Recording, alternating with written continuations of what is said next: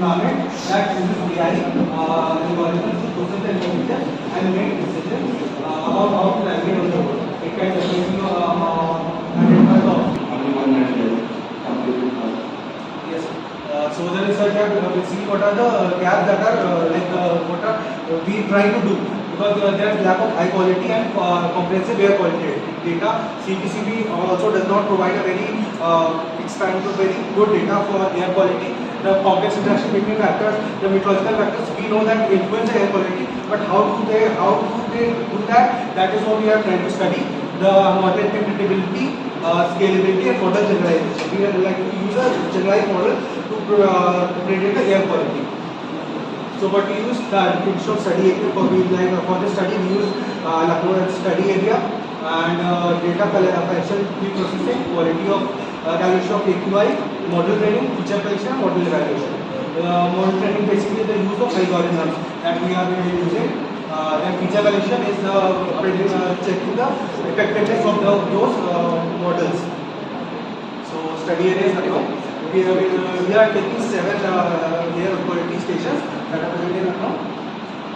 So they are basically used by CPCB, the quality index calculation. Now the data collection, we are using CPCB for the pollutants. We are using like CO2, PM2.5, PM10, and we are using the two-tempo website for the humidity, humidity, precipitation, and everything we are using two-tempo.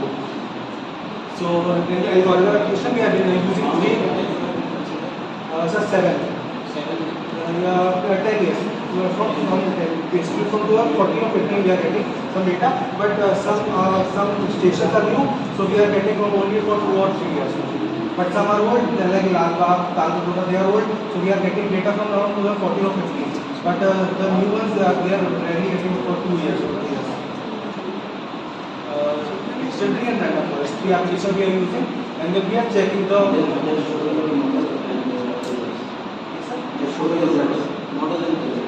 no sir, we have basically done the review. The model is in it is conclusion. Future scope is that the study will contribute to better understanding of the several key factors that influence the AQI, including meteorological variable, traffic density, industrial activities. What are causing the air quality to rise or decrease? Simple. And the model provides useful tool for policymakers and public to monitor and forecast the AQI in the communities, which will help for development of effective air pollution and control strategies.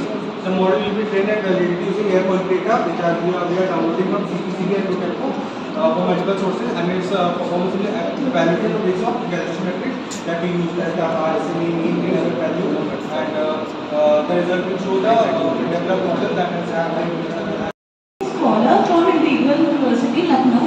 My topic name is Application of Value Engineering in Residential Building Considering Sustainability Aspects. Right now I am going to explain my methodology.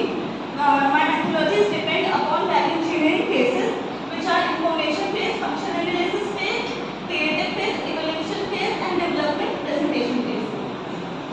Information phase में हम लोग जो basic data है हमारे project का हम लोग लिखेंगे यहाँ पे, मतलब लेंगे, जैसे हमारे जो साइट है उसका नाम क्या है, कौन साइट है, आर्किटेक्ट कौन है, उसका बेसिक डाटा जो भी है, सिविल सैंड क्लस्टर, उसकी जगह पर हम और क्या यूज कर सकते हैं जिससे हम अननेसेसरी कॉस्ट को कम कर सकें और प्लस सस्टेनेबिलिटी को अचीव कर सकें।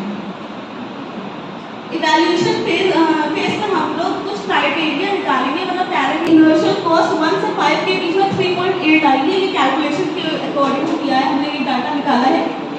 इसी तरीके से हमने सबको उनके डाटा के हिसाब से सबको नंबरिंग करी है।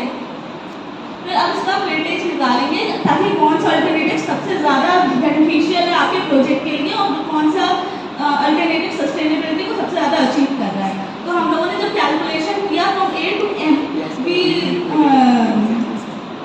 टोटल स्कोर का निकला है। रेड ब्रिक मेसनरी का वो 125.2 है और ऑटोक्लेव और ensuring fire safety on construction sites is provided by the building and other construction regulations of employment and conditions of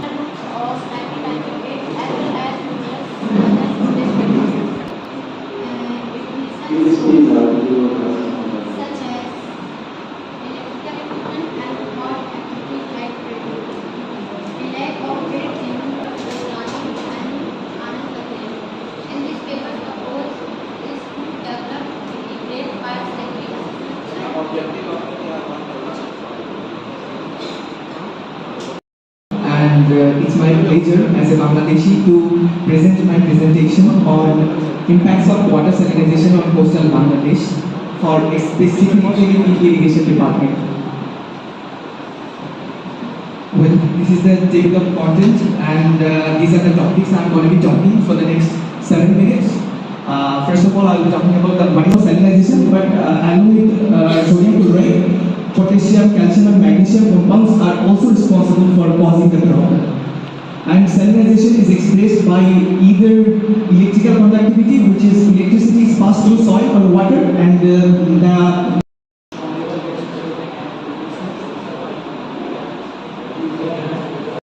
can be enhancing the musical constantly. Destabilization comes in the mind when our assistant professor Mr. Kolas Devata is taking his class, and he is talking about how to improve bearing capacity of soil and engineering property of soil. And all my dear friends, I am Unnati Chaudhary, MTech second year from IET Lucknow, and I am here for the presentation on the topic assessment of groundwater quality using GISF Lucknow, Uttar Pradesh. If we are talking about the groundwater pollution, then definitely industries are our cause, or we can say our main cause. So it was seen that on November 18, 2019. I'm a research scholar, construction technology management from Uttar University. I'm here to present my research topic. My research topic is rethinking construction organization, corporate social responsibility. First of all, सबसे पहले मैं ये बताना चाहूँगी कि कौन है sir यहाँ पर इनके कुछ मतलब जो भी इनके मिशन और विजन है वो मैंने लिए हुए हैं। यहाँ पर टाटा कंसल्टेंसी है, एनएनटी है, उसके बाद सर दूसरा डेटा मैंने यहाँ पे लिया हुआ है। All my dear fellow mates who are present here. My name is Arma Pandey and I am currently in my undergrad in fourth year, final year of civil engineering. And today my research paper topic is flowing through the shifting patterns of watersheds in Lucknow as the major tool.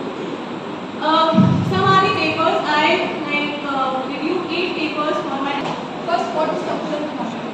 Circular economy concerns toward being put that our resources are not going to waste or disposed of in linear form. Samples are taken from the disposal sites and effect of the groundwater, how it is affected.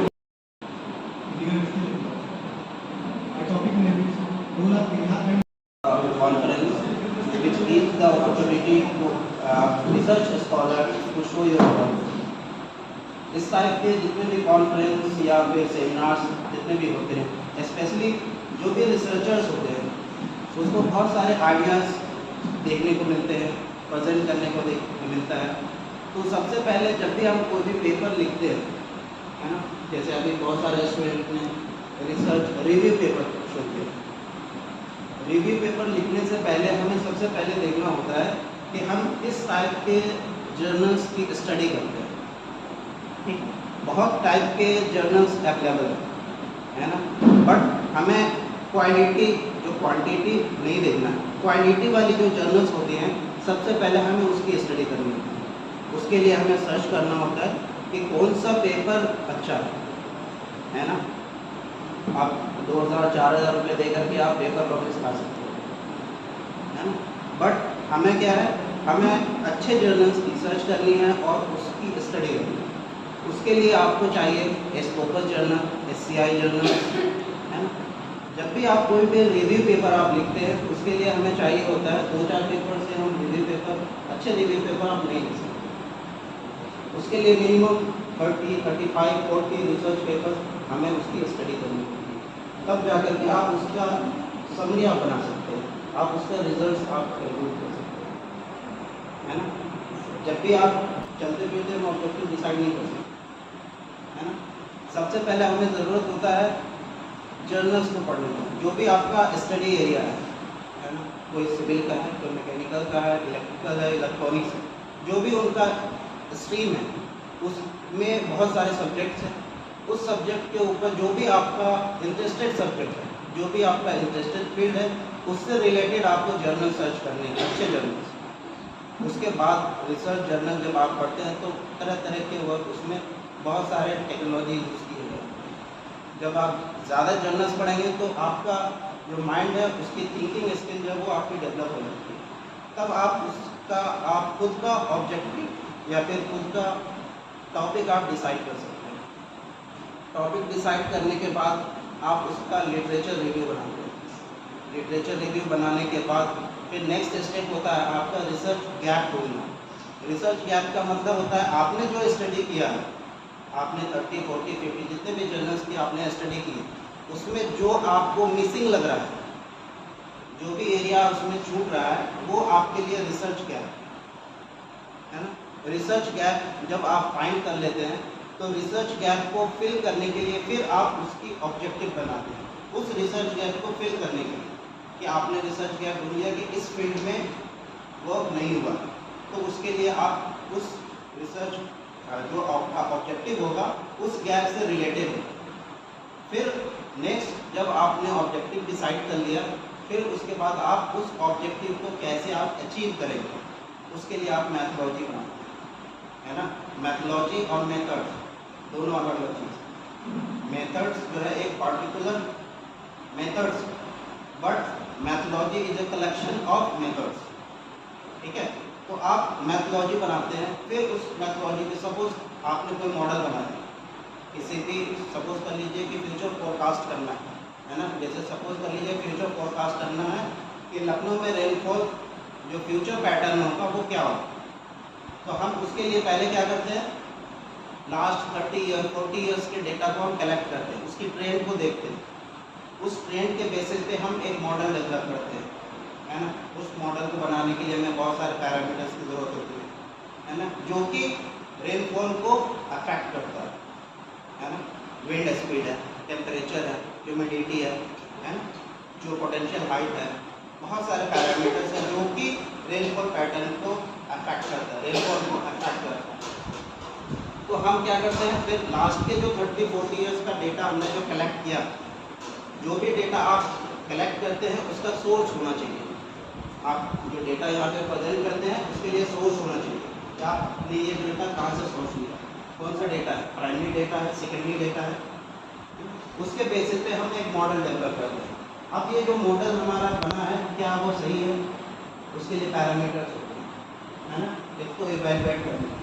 अभी एक student से हमने पूछा था कि कौन सा evaluator आप मॉडल को इवेलुएट करें, तो उसके लिए बहुत सारे इवेलुएटर्स, तो हम जाकर के उसको फिर इवेलुएट करते हैं कि जो हमारा मॉडल है वो कितना एफिशिएंट है, कितना % सही रिजल्ट देता है, उसके लिए इवेलुएटर। फिर उसके बाद नेक्स्ट हम क्या करते हैं, जो हमारे सपोज के लिए एग्जाम्पल दे रहा था, फ्यूचर पैटर्न हम चेक करना चाह रहे हैं, फोरकास्ट करना चाह रहे हैं कि लखनऊ में फ्यूचर रेनफॉल पैटर्न क्या होगा। तो रेनफॉल हमें पता चल गया कि ये पैरामीटर्स के ऊपर बेस्ड, इसके ऊपर अफेक्ट करता है रेनफॉल। तो हम हाइट है, एटमॉस्फेरिक टेम्परेचर है, विंड स्पीड है, ह्यूमिडिटी है, तो जो हमारे फ्यूचर्स में जितने भी अभी इमिशंस है ग्रीन हाउस गैसेस, उसके ऊपर बेस्ड हमारे पैरामीटर्स, एटमॉस्फेरिक जितने भी पैरामीटर्स हैं सारे हमारे ग्रीन हाउस गैसेस के ऊपर बेस्ड। हम उसका फ्यूचर ट्रेंड जो अभी ट्रेंड चलता आ रहा है, उस ट्रेंड के ऊपर हम क्या करते हैं, उस डेटा को फ्यूचर में क्या होने वाला है उस डेटा को मॉडल में फिट करते हैं, फिर जाकर के वो हमारा रिजल्ट देता है, ठीक है। तो जो भी हम यहाँ पे सजेशंस दे रहे हैं, जो भी हम स्टेटमेंट आप कह रहे हैं यहाँ पे, उसके लिए ज़रूरी होता है कोट करना कि आपने ये स्टेटमेंट कहाँ से लिया, ठीक है। अभी जैसे हमने स्टूडेंट को सजेस्ट किया कि आपने ये जो सब्जेक्ट कहा है इसका प्रूफ कहाँ, आपने किसी जर्नल से पढ़ा होगा, तो आप उस जर्नल का जो ऑथर है उस ऑथर का नाम लिखिए और किस ईयर का वो पेपर है, उस पेपर को आप मेंशन करिए ईयर।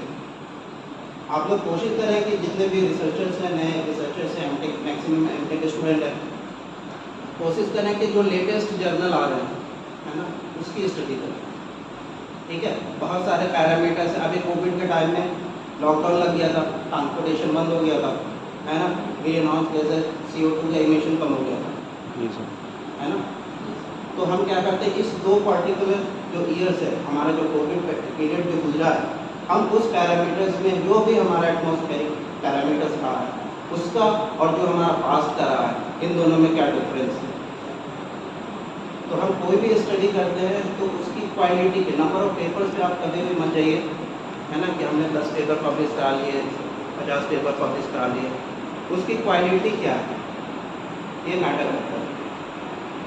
ठीक है, बाकी और आप लोग कुछ पूछना चाहें तो पूछ सकते हैं। सर जैसे कोई भी एक पेपर में काम करे, पहले से बहुत पहले से काम करे, पर उसको अगर रिसर्च पेपर में कन्वर्ट करना, अगर किसी भी रिव्यू पेपर को हम पढ़ते पर मैंने काम किया, अब उसको अगर रिसर्च पेपर में कन्वर्ट करना, तो हमें क्या क्या स्टेप्स फॉलो करने चाहिए ताकि हम एक रिव्यू पेपर से एक अच्छा रिव्यू पेपर कन्वर्ट कर सकें? रिव्यू रिसर्च पेपर पढ़ते हैं, आप उसका समरी एक लिखते हैं, ये हमारा कहलाता है रिव्यू पेपर। मतलब जितने भी आपने पेपर पढ़ा किया, स्टडी किया, उसमें आपको क्या क्या फाइंडिंग्स मिले, उसको आपने समराइज करके फिर लास्ट में एक कंक्लूजन दे दिया, ये हमारा कहलाता है रिव्यू। ठीक है, लेकिन जब आप खुद का पेपर लिखते हैं तो उसके लिए सबसे पहले ज़रूरी होता है कि आपको टॉपिक सेलेक्ट करना, आपका जो भी रिसर्च एरिया है उसका टॉपिक सेलेक्ट करना।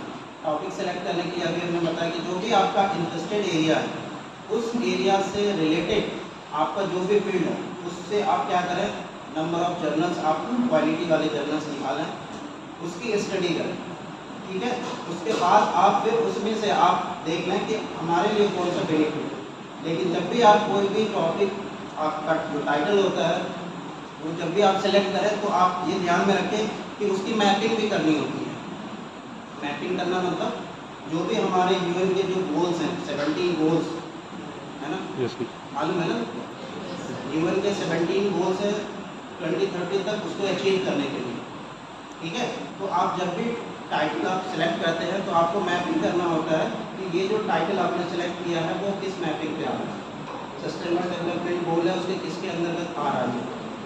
आप जो टॉपिक सेलेक्ट कर रहे हैं उससे आपकी सोसाइटी को क्या बेनिफिट होने वाला है। ठीक है, उसके बिहार पे आप टॉपिक सेलेक्ट करते हैं, फिर उसके बाद जो प्रोसीजर आपने बताया उसको फॉलो करना है। फाइनली आपका रिव्यू और रेफरेंस कैसे डिफरेंट हुए, लिटरेचर रिव्यू और रेफरेंसेस कैसे डिफरेंट होते हैं? आप जो भी लिटरेचर रिव्यू में जितने पेपर आपने लिखा है इसमें आप कोट करते हैं। Suppose Alia Mohan et al 2022 उसका कुछ टॉपिक होगा, है ना, वो कहाँ पब्लिश हुआ है, किस जर्नल में पब्लिश हुआ है, उसका पेज नंबर कितना से कितना तक है, किस ईयर में एक्सेप्ट हुआ, किस डेट में, किस ईयर में वो पब्लिश हुआ। तो जो हम पहले स्टार्टिंग में लिखते हैं वो हमारा कहलाता है लिटरेचर रिव्यू, यानी कि किसी एक पेपर का हमने उसका रिव्यू किया और हमें ये फाइंडिंग्स मिले, उनका ऑब्जेक्टिव ये था, उनका स्टडी एरिया ये था, ये मैथोडोलॉजी उन्होंने अडॉप्ट किया और फाइनली उनका ये रिजल्ट आया।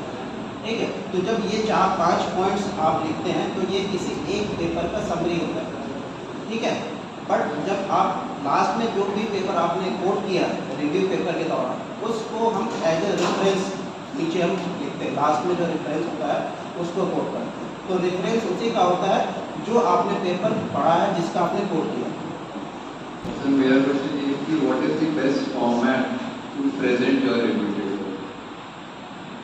सबसे पहले तो आपको जो भी आप स्टडी कर रहे हैं, जितने भी आप पेपर्स स्टडी कर रहे हैं, उसका कॉमन आप टाइटल लिखे होगा, है ना, जो भी आप जितने भी स्टडी कर रहे हैं पेपर किसी भी इंटरेस्टेड टॉपिक पे ही होगा आपका। ठीक है, तो उससे रिलेटेड आपने एक रिव्यू पेपर लिखना है। सपोज कर लीजिए कि कोई भी आपका बिल्डिंग है, हमारी ये बिल्डिंग है, बीम है, इसमें कितने टाइप के लोड लग रहे हैं, analysis of different types of the load on the beam. ठीक है, अब उसके अंदर आपने 4-5 टाइप के पॉइंट लोड है, यूडीएल है, यूबीएल है ना, इस टाइप के जितने भी लोड्स हैं सबके पेपर आप पढ़ेंगे एक बारी बारी से। ठीक है, लेकिन कॉमन उसका हेडिंग क्या होगा, डिफरेंट टाइप्स ऑफ लोड, आप हेडिंग करेंगे। सर मैं फिर से सर, अगर आप मेरा प्रेजेंटेशन देख रहे हैं तो what are you looking in my presentation? अगर आप मेरा प्रेजेंटेशन जज कर रहे हो तो व्हाट, क्योंकि आगे भी हम अपने कॉन्फ्रेंसेस में अलग-अलग कॉन्फ्रेंसेस होंगे उसमें हम अपने प्रेजेंट करेंगे, तो आप उस स्टेज पे वो जहाँ पे यू आर जजिंग कर, तो what are you looking into us and आप प्रेजेंटेशन में क्या देखना चाहते हो कि बच्चा क्या प्रेजेंट किया, जो प्रेजेंटर है वो क्या। ठीक है, पेपर में आपको सिर्फ उसमें कुछ नहीं देखना, मेन आप जो स्टडी किए हैं उसका रहता है, उसमें ज़्यादा रिव्यू करने की जरूरत नहीं पड़ती। बट जो आपने रिसर्च किया है, आपने खुद का जो काम किया है, उसमें ये देखना होता है कि आपने जो काम किया है वो किस मेथड से किया, क्या मेथड वो सही है या नहीं। फिर अगर आपने वो मेथड अडॉप्ट किया है तो वो अदर जो स्टैंडर्ड मेथड है उससे क्या डिफरेंस है, क्या उससे सिमिलर है, अगर सिमिलर है तो कितना % सिमिलर है। ठीक है, ये मेन चीज़ ये देखना होता है। साथ में रिजल्ट, जब भी आप कभी भी कोई भी अपना पर्टिकुलर रिसर्च को प्रेजेंट करें तो आपको कंपैरिजन दिखाना होता है ना। जैसे कि एक स्टूडेंट ने दिखाया था soil stabilisation with the help of e waste, है ना। सॉइल स्टेबलाइजेशन के बहुत सारे मेथड्स हैं। तो आपने जो सॉइल स्टेबलाइज किया है ई वेस्ट के तहत, तो कितना परसेंट वो एफिशिएंट, वो हम कैसे पता करेंगे?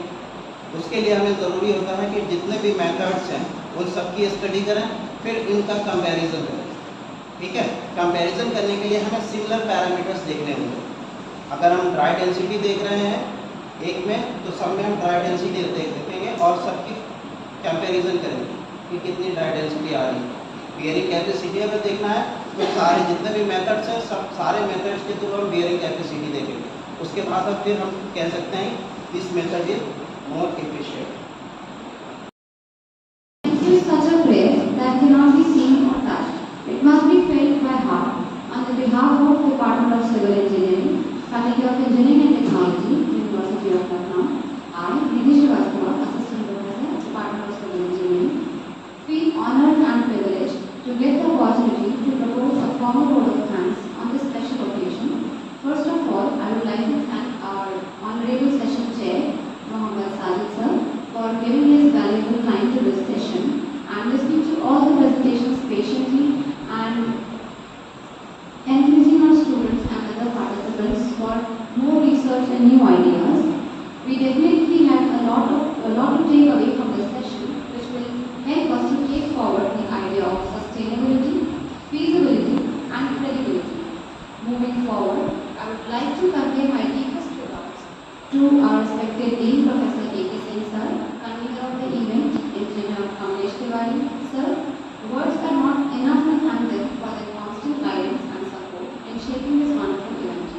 We are thankful to our departmental in charge, Jiten sir, all our faculty members present here, all the participants from various prestigious institutes, and all the students that have gathered here. Last but not least, I would like to thank our student volunteers for their immense hard work and support for making this event such a success. And I cannot thank everyone enough for the involvement they have shown and the willingness they have expressed to attend this session. If time is money, then today you have spent millions for us. Thanks to all of you for making this event successful. Thank you so much.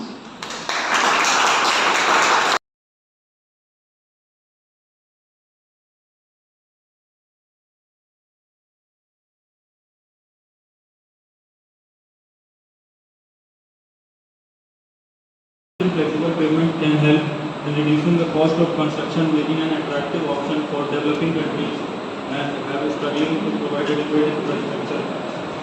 And now, so I will proceed to literature part, literature review, which I have done. I have added 8 review paper to obtain high strength and better adhesion properties of it.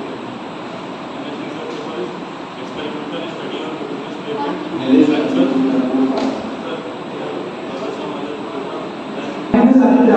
And I am here to present my seminar on the topic ASEAN. So before we start, I would like to ask you a question. What is the very big major concern of this today's world? Yes, you may think it's obvious the increasing population. And with the increasing population, our energy needs are increasing, which is a very major problem for today's world. So I am here to present you, and being a civil-led synchronic cycling, it is the ability of certain materials to generate an electric charge in response to due to high stirring and shaping properties. A sustainable and cost-effective solution. Since the use of waste material is a sustainable and cost-effective.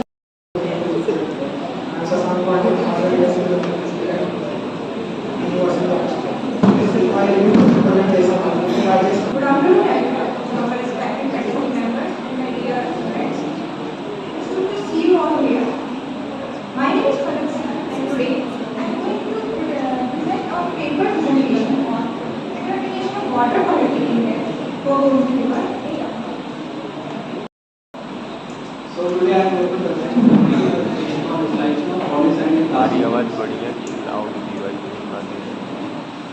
is a table of content which I am student On the student of civil engineering department, FOET, standing here to present my presentation on topic influence of silicon on political content.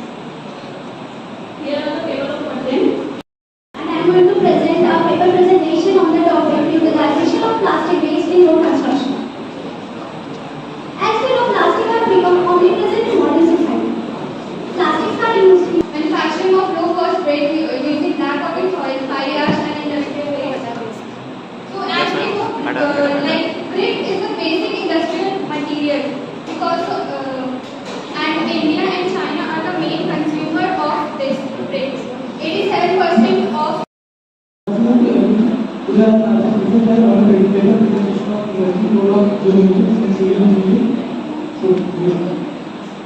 these are the outlines of my paper. So, presenting a paper presentation on a review of trend of land subsidence in and around Kolkata city, India. These are the content which I explain: objective introduction, current status, causes, instructions, conclusion, and reference. These are the Good afternoon to the respected panel members. My presentation, I think one thing, we have a mic, I will present my topic for the related studies that we have. My topic is on the failure of foundation and your Myself, Shanti Yadav, BTech final year student from Institute of Engineering and Technology, Lucknow. Today, my topic is physical properties and geotechnical characteristics of municipal solid waste as an embankment material. These are the table of contents in my presentation. So basically, this study will explain on the comparative study of the overlay slab and solid slab. Now first we need to know what is overlay